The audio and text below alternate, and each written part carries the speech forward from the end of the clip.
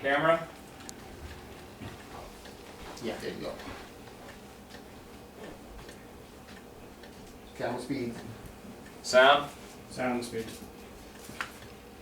Alright, Slate, I was just checking. For Apple, take one, Mark. Action! Baby love, my baby love.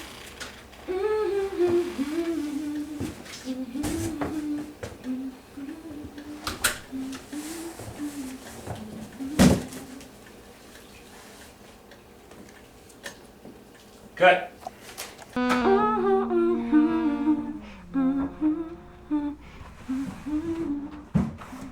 Honey, what's wrong? Oh, you look a bit tipsy. I guess you've been busy today. Yes, working on my new part, dealing with your personality. Come, sit down. Sound. Sound speed. Slate. Steve forward, Charlie, take one, Mark. Action! Honey, what's wrong? Oh, you look a bit tipsy. You've been busy today. Yes, working on my new part, dealing with your women characters. Come, sit down. Cut. Camera? Camera's rolling. Sound. Sound. Slate. Forward, David, take one, Mark. Action!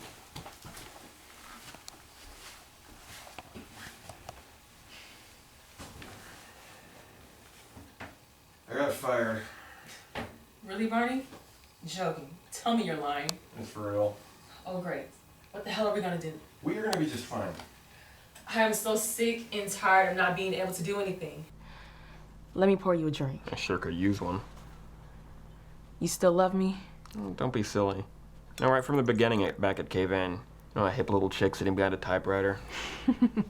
And because I am so colorful, not allowed to talk to any of the staff. I loved you back then and even more now. Some of the best fun I ever had in my life was sneaking around the station with you. And we still have to sneak around. And honestly, I'm tired of it. I don't care what people think, the racist bastards. Okay, you know what? You're right. To hell with all those bigots. I'll take you out anywhere you want to go tonight. Really? Barney, I love you. Right back at you, kid. I have just the dress. Doesn't take too much to get you dolled up. You always were such a charmer. What can I do to brighten your day? Just keep being who you are. I gotta go back to the station and get some air checks. Let it go, Barney. Well, since I'm unemployed now, I'm gonna need those if I want to get hired anywhere else. You mean we might move? Yeah, Andy may have done us both a favor. This is the best news I've heard in years. I hate this town. Well, it might take time, but the sooner I get those tapes, the better.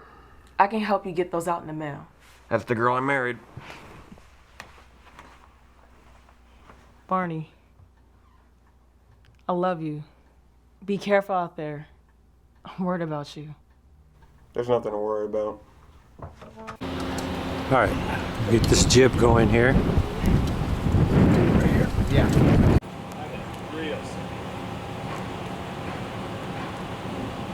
That's it. Nice guy. Hey Chuck, can we actually clear all that stuff out of the grass right there? I can see it in the shot. All right, let's get this stuff out of the way here. Stuff over here. Needs to go, too. One more. Wait.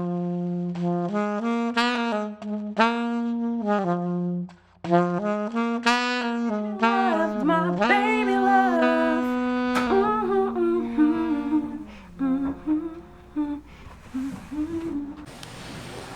All of our gear in the passageway. Alrighty then, here we are setting up the office scene where Barney gets fired. Are they keeping those lights in there? Yes, it's not a good day for Barney Peeps. Well, we've already started on it. Sound. Over sound. Less than 4 minutes, Crossing? 80. That's right. I told him to note it Pass it down. on. You got it.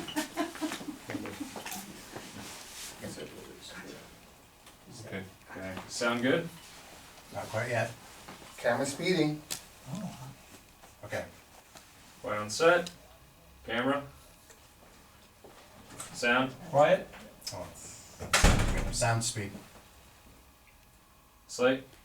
Am I in the right place? Yes. Okay, scene 2 Charlie, take 1. Action. Have a seat, Barn. What's up, boss? We're making some changes. Always open to change. Then you won't mind taking an early retirement.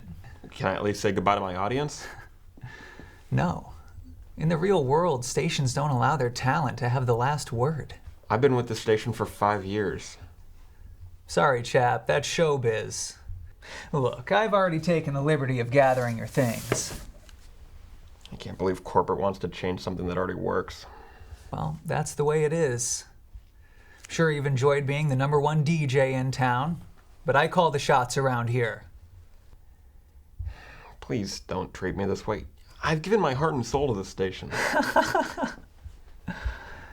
Big words from a disc jockey. Don't you understand we're running a business here? I understand people and what they want to hear in the morning to make the day a better one. You are so set on making yourself a martyr over this. You should have no trouble getting on another station if you can adjust. The other 2 stations can't compete with this one. We dominate the market.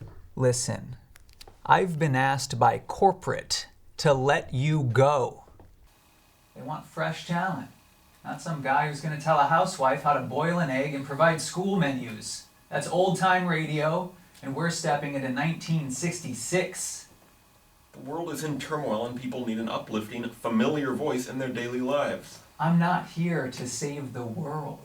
I'm here to bring the sound of this station into the future. The future's right here, boss. Can't you see that? I've heard enough. Now get your box of shit and get out of here. Cut. What in the... Crafts services. Everybody gets pizza for lunch.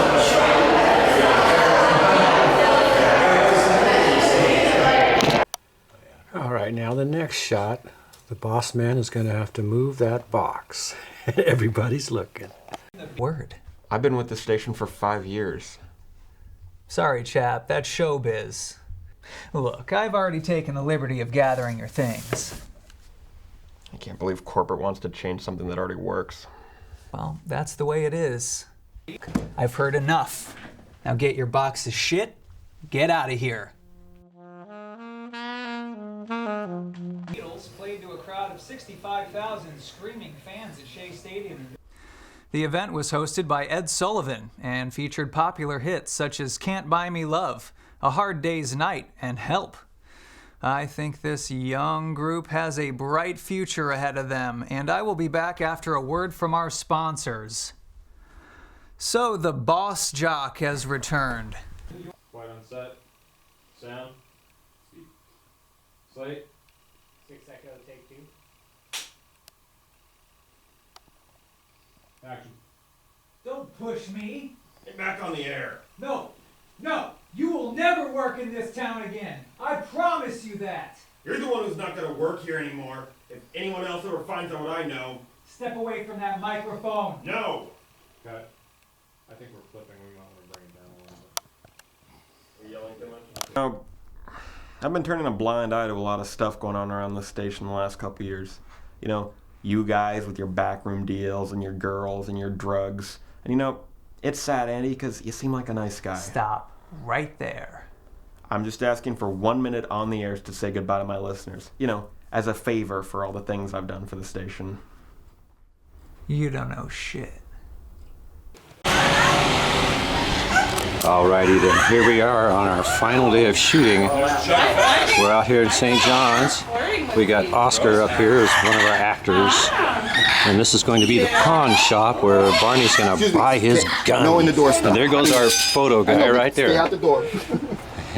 I've just been ordered. Calming down. I've been shoved aside by my crew here. All right, we're going to set everything up with all the lights, and then we'll see what it all looks like. That phone. Brandy? Yeah, Take your heels off. no, I'm gonna be too short. No, I'm gonna put some padding on them. Oh, yeah. Gotcha. Okay, here we have Barney pulling up to the pawn shop. He has a purchase in mind. Let's see how it looks. Action.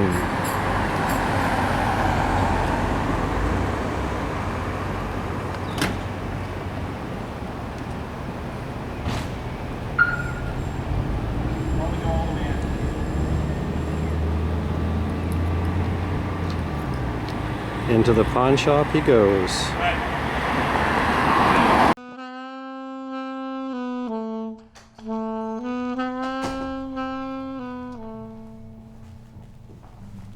What could I do you for, cowboy?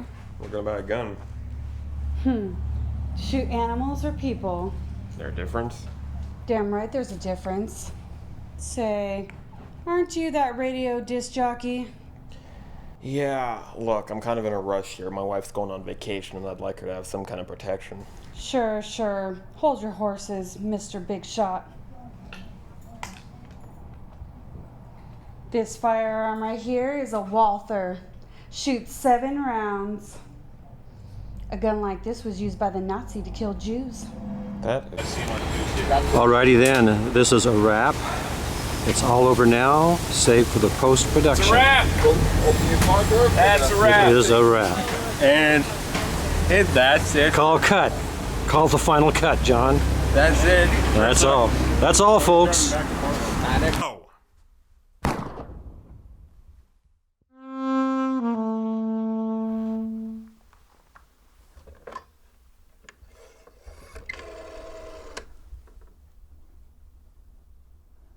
Operator, get me the police.